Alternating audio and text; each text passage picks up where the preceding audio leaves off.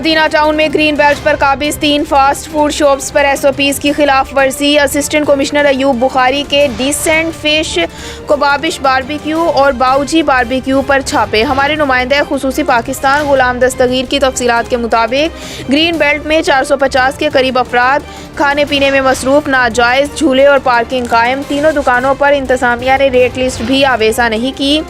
छापे पर होटल मालिकान ने टीम के अरकान से मुजाहमत और हाथापाई की। होटल मालिक मियाँ इस्माइल फरार, 3 मुल्जिमान इरफान, तैमूर और उसका भाई वलीद गिरफ्तार। चारों मुल्जिमान के खिलाफ थाना मदीना टाउन में 3 दफात के तहत मुकदमा दर्ज। SOPs की खिलाफ वर्जी, प्राइस कंट्रोल एक्ट और कार्य सरकार में मुदाखलत की दफात शामिल।